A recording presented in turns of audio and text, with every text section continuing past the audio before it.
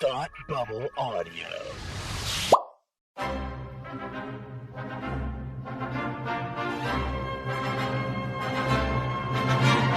Look, up in the sky! You will never find the more wretched hive of scum and villainy. Welcome to Beer with Geeks with Tim and Frank. Who are you? I'm Batman. I am Iron Man. Your friendly neighborhood Spider-Man. Hi, Christopher. I'm Nero. My name is Inigo Montoya. You're a wizard, Harry. A couple of guys with a couple of beers and a whole lot of pop culture nostalgia. Make it so, number one. Ladies and gentlemen, the Beatles. Name the dog, Indiana. Life finds a way. I am serious. And don't call me Shirley. Now sit back and crack open a cold one, because it's time for Beer with Geeks. It comes in pints? Shaken, not stirred. Great Scott! I was way off. I knew it started with an S, though.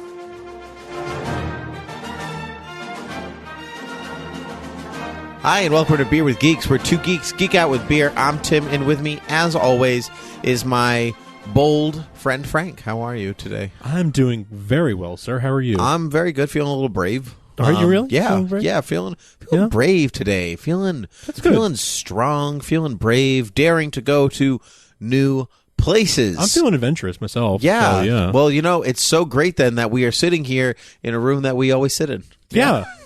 Doing exactly the same thing we always do. Yep. It's great. Real Cool. sense of adventure we've got. Oh, absolutely. Routine. That's the key to success. That's the key to adventure and boldness. Routine. Yep. I actually love my routine. So do I have a hard time. I am a creature of habit. People are like, oh, you're free this night? And I'm like, see, that's not in my routine. It's just, I feel every day a little bit closer to Sheldon. Just every day. Which you watch every week at the same time. Actually, I don't watch it every week at the same time. I definitely watch it every week. I definitely don't watch it at the same time because it interferes with my more important part of the routine. See. Yes. Anyway, you're drinking something and I'm drinking something. We both are. Because we're alcoholics. Not really. Not really. But you can think it if you want to. I am drinking a Guinness Nitro IPA. And that was given to us by our dear friend Dan. Yes. Actually. Contributor of beer to the podcast. Mm-hmm. I have never tried it before, actually. Never tried the IPA. But I like it quite a bit. Very good. Very good. It's creamy like a stout, but it's definitely got an IPA flavor to it. What do you got there? I will be drinking that. So it'll probably last until next week. I'll probably be drinking that next week. Cool. I am drinking Jackson Abbey Craft Lager's House Lager, and it is quite good. It's a golden lager.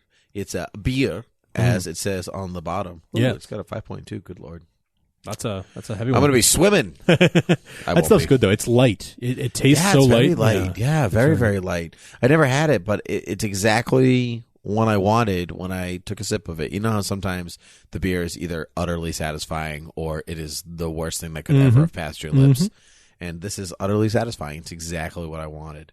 You know what I didn't want? What did you not want? I didn't want the death of a dear comic creator. That's not what I... we never want those. No, we don't. A couple of weeks ago, Darwyn Cooke passed away, who was a very, very influential figure in the comic book community, writer and artist, following his career for a long time. And so Frank and I thought that we should pay two people who he didn't know should pay him homage over the internet. Yeah. It was a really sudden passing. It was one day his wife was saying that he had cancer and that he wasn't going to make it, and then the very next day we learned that he'd passed. Very, very sad, very quick, but we wanted to talk about his most well-known and well-loved work, which is DC: The New Frontier. And it's a 2-volume. It's a 2-volume, it's a big book, and it's a beautiful book all the way through. It's him and Dave Stewart. And I have loved this book from the first time I read it. Absolutely just couldn't believe the visuals, I loved the story. It's a callback to, the olden days of superheroes, the Silver Age. Well, the book is really supposed to bridge the gap between the Golden Age and the Silver Age. Yeah. Why is Batman a dark and brooding, sinister figure in 1939, but in 1940 he's all smiles and his eyes are a different weird shape, and he's got a boy sidekick. And what happened between those moments to transition him to that moment, and so that's kind of what the New Frontier is all about. That big sweeping transition, and he shifts the timeline, so it takes place in the 50s and 60s as opposed to really takes place in the 50s, kind of moving into the 60s, I guess, by the end of it. But it's a big sweep. Like, this is, Superman is this way and he's doing this, and Wonder Woman's this way and she's doing that, and by the end we get even Superman, Batman, and Wonder Woman. Spoilers for all of this. Why don't you give a quick synopsis of sort of like the overarching? Oh boy, okay, here we go. Since you're good at these. Okay, basically, DC's New Frontier came out in the 90s, I believe. If you want to fact check me on that, I would be appreciated. Sure thing. Basically, the book sets up that McCarthy and McCarthyism in the 50s and the hunt for the communists Red inside. October. Oh yeah. Yep. Mm-hmm. The hunt for the Red October. The communists' biggest spy inside America, Red October. This is what The Americans is about, I believe, on FX. Yeah. He has said no capes, and so it's either you either sign up with the government or you retire or you're on the run in a vigilante. And that's where the book starts. We don't see any of that process happen. That's where we start from. And that's a little Watchmen-esque, like hang up the capes, or it's a little Civil War-esque, however you want to see it. I think Watchmen came first, then New Frontier, and then, a decade later, Civil War. So, New Frontier was actually 2004. I found. What? Yeah, I thought it was mid 90s. Okay, 90s, so 80s, 2004, and then Civil War. Yeah, 2005 or 2006. Yeah, yeah. But there was Kingdom Come in between too, which was sort of a. They weren't government regulated though. Oh, yeah. Okay, I see what you're saying. Yes. Yeah. Okay. Yeah. Just purely the government regulated. Yeah, government regulated. Yep, so the book starts. So Superman and Wonder Woman have signed up with the government, and they're kind of dealing with the fallout of the Korean War and all that stuff. And Batman has decided to be on the run, and some people are dead, and the Flash has appeared on the scene. Barry Allen, the Flash, appeared on the scene, but he's super new at the game. And the book's protagonist is really Hal Jordan before he becomes Green Lantern. Right. That's who you're for. That's your kind of your hero's journey, and starting with him in the Korean War as this, like, I don't kill anybody, but I'm in this war, and you kind of follow him through, and you get to the Martian Manhunter, and all these. Bunch of different people that kind of grace the pages of the DCU. You get John Henry Irons for Steel, and you get like all these sort of origin stories for a lot of them. And some of them are just sort of like you get them. Superman, Superman. You already know what his story is. What's Martian Manhunter is more of an origin story. Yeah. Martian Manhunter is more of an origin story. So you get this mixture, but the thing about it that I love so much is it really captures this time in America, and idealizes it in a way that maybe it didn't even really exist, but in the way that we think of it in our minds and remember it. Would we want to call this an ideal time in America? You want to call McCarthyism an ideal time? Not that piece of it, not that piece of the 50s, but the look and feel. The look and feel is this shiny, beautiful 1950s, 1960s Art Deco-y. Yeah, exactly. Rounded corners and chrome. Art Deco into like mid-century modern, that kind of stuff. Yeah, no, absolutely. The McCarthyism is not our proudest moment. I was gonna say, like, you wanna elaborate that on that? I think it was great that we were blacklisting people. Yeah. Hey, you're wearing red. Red is for commies. Yeah, exactly. Yeah. Although, please note that Frank is really wearing red. But he's also wearing blue and white because it is plaid. Exactly. And you also gave me a red coaster. I did that on purpose because I knew you were a communist. Oh, well. You are a communist. I'm outed. I know you're a communist. I know how tenses work. Yes. Clearly. Yeah, so that's basically and there's like a big overarching villain that I don't want to give away, and and stuff happens and people come together and fall apart, and it really breaches into the depths of the DCU. There's an animated film It was DC's second animated straight to video So good. under Bruce Timm. First one was not the first one, but the first in their line of adapted films and DC original films. And the first was Superman Doomsday, then it was Justice League: The New Frontier, which is a really nice abridged version of the story. Yes. Because they hint at a lot of things that are in the book but they don't elaborate on, but there's tons of the book that they had to cut right out of the movie. Totally. Stuff with the challenges of the unknown and even John Henry Irons, as I said. Oh, it is an excellent read. Well, thus ends our little commercial on this. So when did you start? When did you read this the first time? Probably around 2007. Okay. When I was getting myself educated and getting myself caught up on DC Comics continuity and all the happenings of the DC universe. And I was reading online as to what were the big event books that I needed to read, right? And that was, of course, Crisis on Infinite Earths and Infinite Crisis and all this other stuff. But you were like, God, everything's a crisis with these people. But there was also a list of drama queens.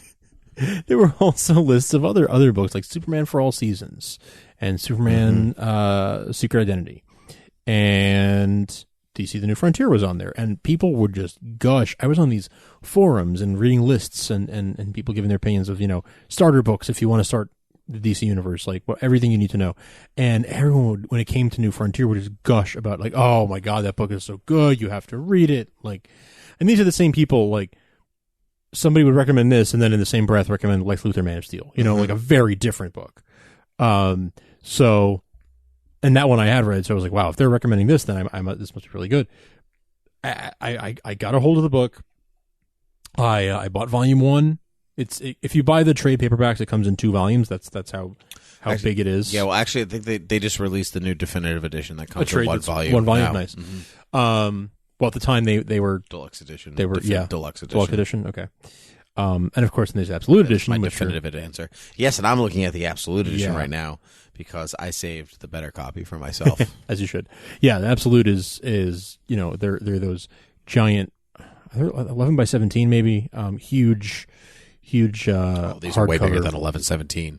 You're holding an 11 by 17. Maybe, yeah. 11 by 17 is a regular comic. No,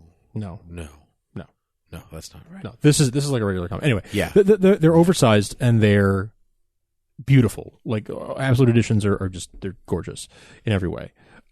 So and the New Frontier one is no exception. And they usually come with all sorts of sort of bonus material. The back few pages often have sketches and concept art that didn't make it into the book and things like that. They're if you're a collector, you want the Absolutes because they're just gorgeous and they look great on a shelf, and they're a great way to read a comic. But anyway, I bought volume 1 of the trade at the time and read it in one sitting. You must have been super annoyed when you got to the end. Well, I knew there were 2 volumes. Oh, okay. But I was in college. It's like people who went to Fellowship of the Ring and they were like, excuse me, I do believe there's the rest of the movie you're not showing me. Guys. Yep. Projectionist. Hello. Why did you only show me part of The Hobbit? Anyway, so yeah, I read volume 1 and I was in college. I only had enough money. I had to pick what I wanted to buy. And I was like, I'm going to buy volume 1. Read it. I was like, oh my God, it's going to be like another 2 weeks before I can go back and get volume 2. Because I read it in one sitting. I expected to read it over a couple of commutes or something like that on the train, but nope, I read it all at once. Isn't that the danger of a comic book? I'll spend hours reading this 20 minutes later. Well, that was fun. Yep. Yep. So yeah, that was my introduction to it. I absolutely fell in love with it on first read and have read it several times since then. And it's always just, it's just beautiful and it's a great story. And McCarthyism aside, it makes me kind of yearn for a time I never knew. It makes me yearn for the 50s and 60s. And look at that rocket ship on that page you have open there. Look at that beautiful, just everything is beautiful. Everything is beautiful in this book. Everything is beautiful. Oh, look, they're part of a team. Yeah. So a league even. Yeah. Not these people though. No, not those. I agree with all the things that you said, but what I can stare at Darwyn Cooke's art and say, yes, it's beautiful, and I've seen other things that he's done that's also very, very good. Sure. You know, he did some Catwoman stuff that's very good, and the Twilight Children was just finished, which was a very strange story, but very beautiful to look at. All that stuff, but my favorite thing about this is the comics history that is embedded in this book. You know, he took a lot of liberties, but I want to get into full spoiler territory here. So if you've never read The New Frontier, I'm going to spoil it the heck out of now. So thinking about what the golden age of comics was and then what the silver age of comics was, there is a very clear transition and movement between pieces in this book. Okay. And so tell me if I'm right here. Okay. So the golden age of comics, 1938, 1930, you know, like up until the 50s, really. Yep. That was the golden age where our heroes fought gangsters and cults and Nazis, and, you know, the like Klan. Earth creatures like werewolves and stuff like that. But nothing from space. Nothing. There was really. Those things didn't exist because space wasn't a big deal in America at the time, Not right? yet. It's not until after the war and Operation Paperclip when, you know, we brought over Nazis and been like, hey, you did terrible things, but you should work for America now. And they're like, okay. Build rockets for us, Werner. Build rockets. Yes, exactly. Build us rockets. Make me a rocket, clown. Yeah. Yeah. Yes. So shut up and make it. Yeah. You've seen Wedding Crashers, right? I have, yeah. Yeah, okay. Not in a long time. Yeah. Love that movie. Anyway, so the book starts with starts with war, right? Starts with the Korean War.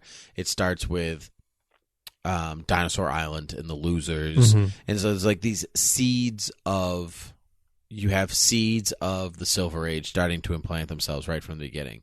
But the crux and the bulk of the story at the beginning is about Batman battling a cult for the center, and you know, and some government hoo-ha in the war and stuff. It's all very golden age. Yeah. Hoo-ha.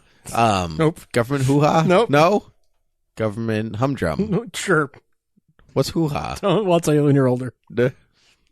Oh, come on. That can't just be hoo-ha. Can be. We'll talk about it later. Oh yeah, your hoo-ha. Let's talk about it later. I'm gonna stick by that answer now that I've said it. Government hoo-ha. Government hoo-ha. Yeah. They just waving their hoo-ha wherever they want. Wherever they want. Yeah. So they were. Yeah. All right. Now that I've said my piece. Yeah. Do you feel heard? A little bit. Okay, Well, good. By at least several thousand people. Yeah. Yeah. Yes, I do feel heard. Yes. Carry on. Unless they don't download this episode, then I don't feel heard at all. 0 downloads forever. Please move on. I'm moving on. Fine. I'm moving on. Take your hoo-ha somewhere else. God. So it starts in this very golden age thing, but by the end of the book, you have a flying island filled with dinosaurs battling space rangers and a guy with a ring, and there are aliens and other monsters and like people with big ships that are shaped like, you know, like animals and like all this stuff that's very space age. It's all very space agey. Yes, very much so. It all is this.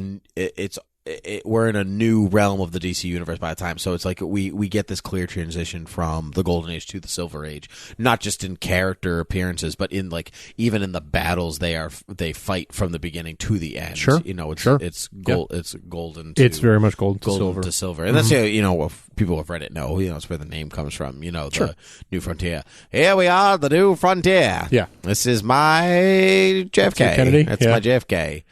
Yeah, it's pretty good, right? It's not. It's not good. It's good. We should do a whole podcast on bad impressions. Oh, we should. Yeah. We should. My JFK would be right up there. Yeah. My name is JFK.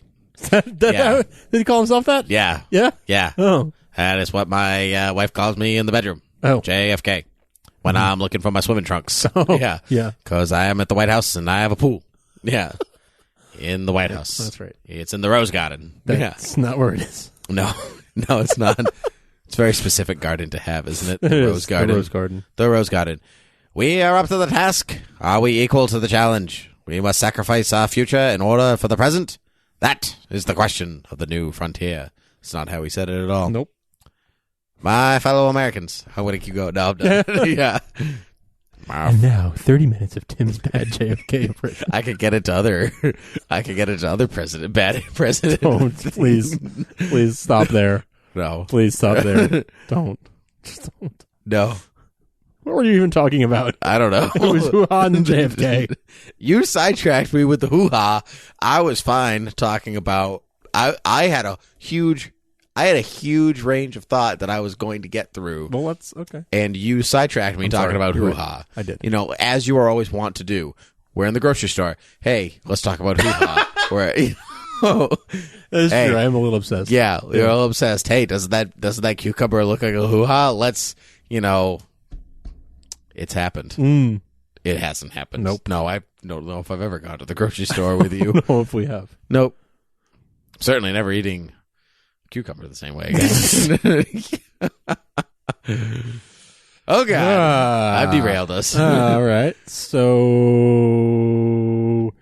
you were saying about how it bridges from the Golden Age to the Silver Age and government stuff. And yeah. Yeah. Yeah. I'm glad you have a lot of original thoughts. I was just trying to get back on track, but I guess people lost. I love the character designs. So, okay, I think that's interesting that normally I feel like you are more of a design guy, more of an art guy. Even when it comes to movies, you're very interested in the look and the sets and the costumes and that kind of stuff. Mm-hmm. Whereas I'm typically more about the characters and the and the story. Not that you're not, and not that I'm not about the design aesthetics, but if I I put in noise canceling headphones for every movie. I just watch it. I just watch it. Deaf. But yeah, you know what I mean. Like that tends to be your forte, and the other thing is my forte. But in this, it sounds like I'm more drawn to the art, and you're more drawn to the story. Here, is that fair to say?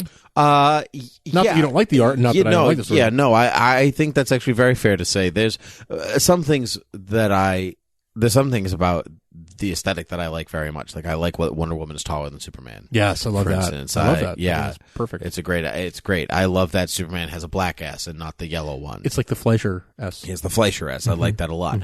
I like Batman's costume transition because he's really the only one that gets one. It's true. And he starts as Bob Kane's dark avenging bruiser, and he goes into this. Jerry Robinson, muscle bound, Gardner Fox type. Gardner Fox, yeah. That's big barrel chested smiles, and he's got crescent ears moon eyes change and eyes change. And the whole reason for that, it's built into the book, is that when Batman's trying to stop this cult for the center, he scares this small child, and so he starts to rethink, he starts to rethink why he is doing what he's doing and how he goes about doing it. I don't know if I certainly bought it then. I thought it was a great idea then. I don't know if one small child being scared of Batman would be like, well, I don't care about that child. Yeah. Although this is the Batman of the 50s and not the Batman of, 2050. Right. What year are we in? 2016. Sure. Yeah. I was 2050, close. totally. Yeah. I really wish we were in 2050 because that would have been an easier transition. In arguably. 2050, this book will take place 100 years ago. Yes, it will. Wow. It's not that far away, really. That's crazy. Oh, my goodness. You'll be having your first kid. I don't know. I'm just making I'll stuff be like up. retiring. I know. A perfect time to have your first kid. Okay. Yeah, totally. Yeah, I don't know. Yeah, you can keep staring at it all you want, but that doesn't make a good podcast. I know it doesn't, but it's just so pretty. So I know Batman's your favorite character overall. Is Batman your favorite character in this book? He's not the lead character in this book, and so my initial instinct is to say no, because there are other characters that, like Sergeant Rock, gets some good stuff to do in here, which is cool. But there are other characters that are really your focus. It's really Flash, Green Lantern, and Martian Manhunter are really the focus are really your focus of the story. Superman, Wonder Woman, Batman really take a backseat, but Batman's got some really cool stuff to do. And when he threatens John Jones, when he says, I paid, like $1,000 for a sliver of radioactive meteor for the one in Metropolis, and I don't need a penny. I don't need a penny for Book of Matches. Like something. Batman said it better. Yeah, but like that's a cool line. It's a good thing to do, and not many characters have that cool thing to do in the same way. Oh, you want to talk aesthetic? Okay, we talk about this. Captain Cold's design is dumb. Oh, yeah, that's true. What's one that I totally agree. Why is he in a robe? What's the point? I don't like that either. Your main villain is a guy who runs fast. Why are you in a costume that hinders your ability to run? Was that based on an old Captain Cold design? No, his first design was the jacket. Yeah. Yeah, you're right. Maybe he wanted to look like the Weather Wizard. I don't know, but you're right. From I don't Santa care Claus is coming to town. Yeah. You got one foot in front of the other, and soon you are walking to the Flash. Oh yeah. Anyway, good one.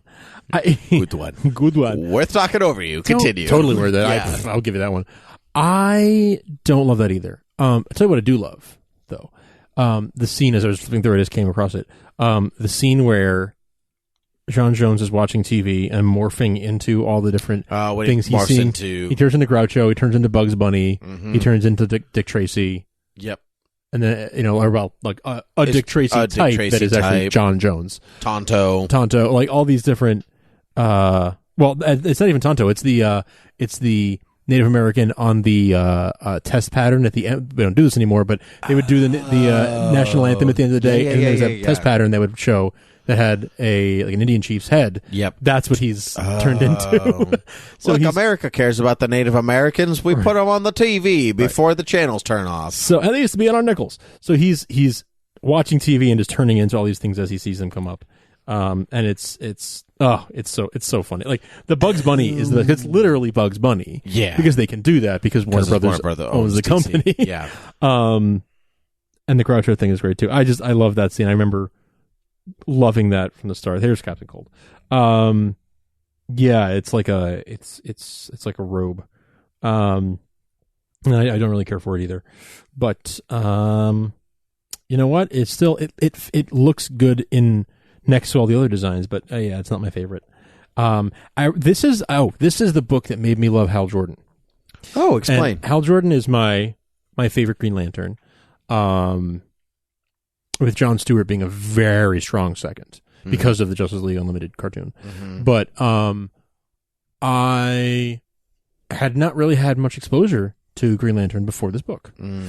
So I picked it up, and with him being such a central focus of this story, I kind of learned about his full origin. I kind of knew who the Green Lantern was, but I didn't really know who Hal Jordan was. Mm-hmm. And it was through reading this that I came to know Hal Jordan and really bonded with that character, really came to really love that character and still do to this day. So yeah, this is what I would credit with my even to this day, my love for Hal Jordan.